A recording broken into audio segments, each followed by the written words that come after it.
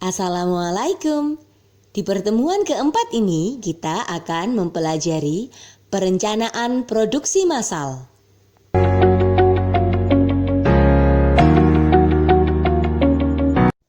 Perencanaan produksi massal adalah proses menciptakan ide produk dan menindaklanjuti sampai produk diperkenalkan ke pasar.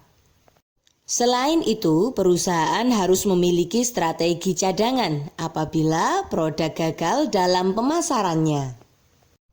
Termasuk diantaranya ekstensi produk atau perbaikan, distribusi, perubahan harga, dan promosi. Kesuksesan ekonomi produk massal suatu perusahaan tergantung kepada kemampuan untuk mengidentifikasi kebutuhan pelanggan, kemudian secara cepat menciptakan produk yang dapat memenuhi kebutuhan tersebut dengan biaya yang rendah.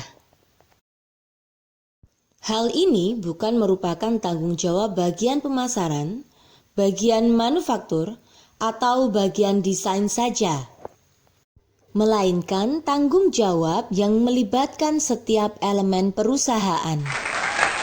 Metode pengembangan produk berdasarkan kepada permintaan atau persyaratan serta spesifikasi produk oleh customer adalah metode yang cukup baik, karena dengan berbasis keinginan customer, maka kemungkinan produk tersebut tidak diterima oleh customer menjadi lebih kecil.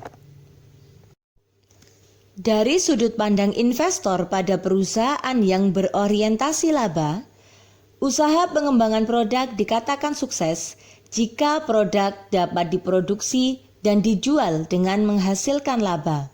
Namun, laba seringkali sulit untuk dinilai secara cepat dan langsung.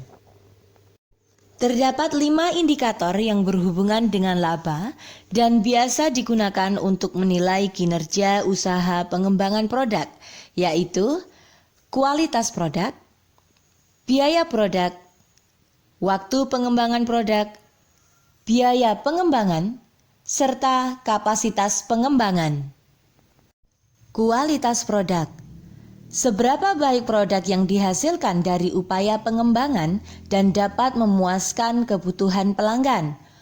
Kualitas produk pada akhirnya akan mempengaruhi pangsa pasar dan menentukan harga yang ingin dibayar oleh pelanggan. Biaya produk.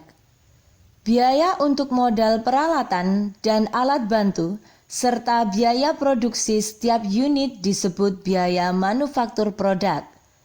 Biaya produk menentukan berapa besar laba yang dihasilkan oleh perusahaan pada volume penjualan dan harga penjualan tertentu. Waktu pengembangan produk. Waktu pengembangan akan menentukan kemampuan perusahaan dalam berkompetisi, menunjukkan daya tanggap perusahaan terhadap perubahan teknologi, dan pada akhirnya akan menentukan kecepatan perusahaan untuk menerima pengembalian ekonomis dari usaha yang dilakukan tim pengembangan. Biaya pengembangan. Biaya pengembangan biasanya merupakan salah satu komponen yang penting dari investasi yang dibutuhkan untuk mencapai profit. Kapasitas pengembangan. Kapasitas pengembangan merupakan aset yang dapat digunakan oleh perusahaan untuk mengembangkan produk dengan lebih efektif dan ekonomis di masa yang akan datang. Perancangan dan pembuatan suatu produk, baik yang baru atau yang sudah ada, merupakan bagian yang sangat besar dari semua kegiatan teknik yang telah ada.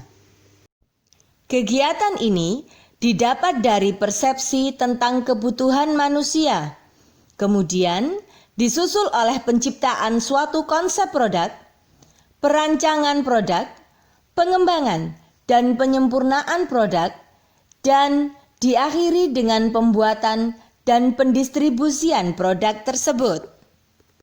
Demikianlah penjelasan mengenai perencanaan produksi massal. Sekarang kerjakan tugas kamu di Google Classroom. Have a nice day. Wassalamualaikum.